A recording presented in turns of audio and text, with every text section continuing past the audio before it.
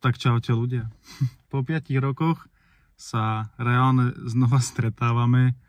Bolo to extrémne zvláštne obdobie. Bolo toho extrémne veľa. Či už od osobného života, cez pracovný život. Tak sme sa stali slávnymi cez noc.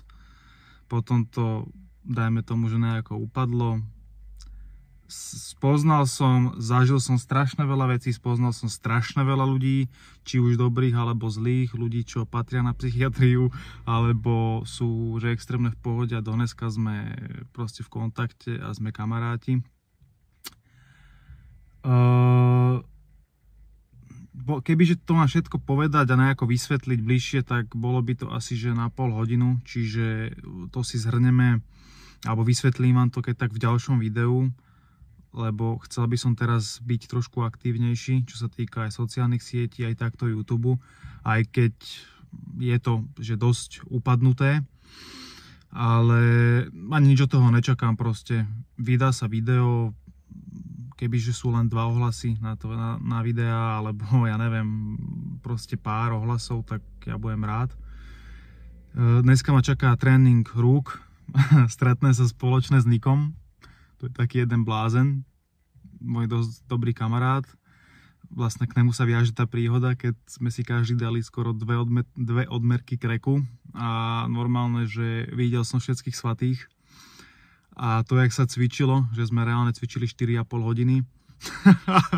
V noci som nemohol zaspať, lebo extrémne ma prestrelil. Tak to je presne ten Niko. Takže som poprosil, že či by mi nemohol trošku natočiť akože videá takto z tréningu, keďže statív a takéto veci som v 2019 neviem kam dal, takisto aj mikrofóny, neviem kde to je, ale však to je momentálne nepodstatné. Neviem, čo tam viacej k tomu povedať. Mám akurát zarobenú také klasické blbosti, čo každý rozpráva o videu, aj tak nikoho to nezaujíma. Tu mám zarobené proste pretréningovku. Ja som tomu hovoril Beast Virus, alebo Best Virus, že vraj sa to číta Beast Virus, neviem, nejsom anglicky zdatný. A však ani nemám nejakú tú potrebu. Mám tam kreatín, mám tam himalajskú sol. Prečo sa to všetko využíva? Neviem vám povedať. Tak mi to povedal tréner ešte pred 5 rokmi a takto jeden doteraz. No teda doteraz. Cvičím teraz, ja neviem, možno že 7-8 mesiacov od tej dlhej, nekonečnej, smutnej pauzy. A chcel by som vám natočiť aj nejakú cestu do fitka, ale potom ja nevím od šoféru, a čiže ešte by som nabúral, takže potrebujem mať v pohode obidve ruky a nie to, že s jednou točiť a s druhou šoférovať a neviem čo, hovorím statívy, neviem kde sú. Takže zatiaľ asi toľko k tomu, vidíme sa pri tréningu. Niko, počúvaj ma, zavrieš si prosím tie dvere? Počúvaj ma, Niko, ja som sa to chcel opýtať, že mal by si na to, počkaj, nech vystúpim. Ináč akože dobre som zaparkoval, že presne na čáru. Počúvaj ma, ty by si sa opýtal recepčnej, že či používa vložky alebo tampóny? Alebo noviny. No. Opýtaš sa jej to? No, môžem. Dobre. Takže ide sa na to. Tréning doma.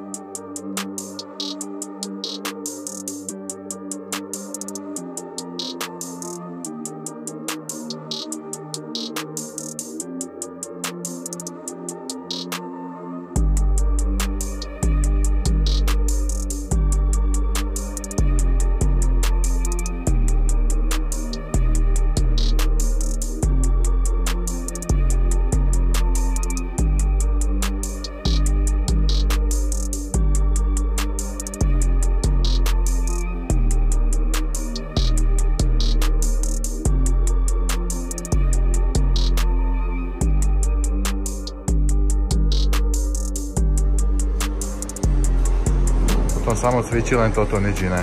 Keby vás to všetkých zaujímalo, tak cvičí len ruky. A teraz vám niečo chce povedať. Teraz odborníci na to, že či je to optimálne, neoptimálne. Chcem vám povedať, že je to extrémna blbosť za mňa. Víte, čo je optimálne? Keď sme pred 5 rokmi sa nastrelili s pervitínom a cvičili sme 4 hodiny, to je optimálne. Amen.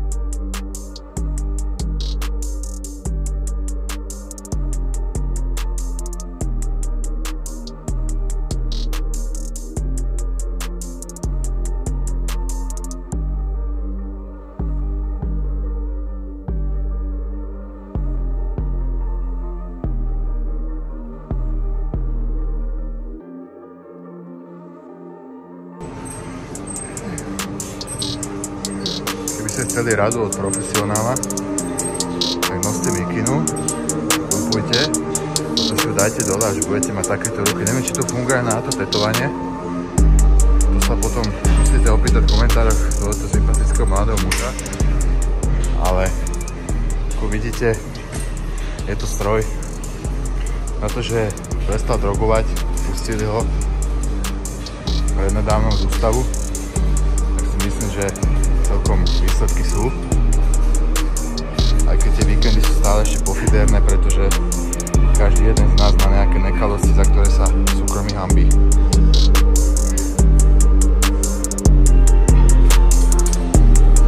Takže hotovo.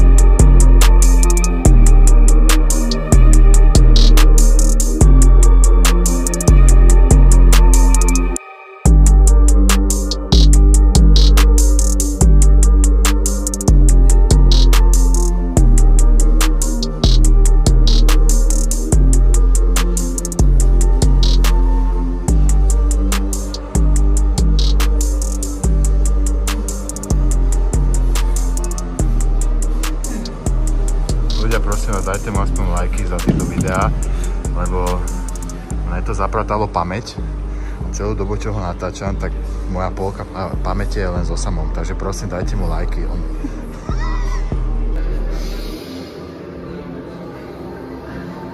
Je tam podoba.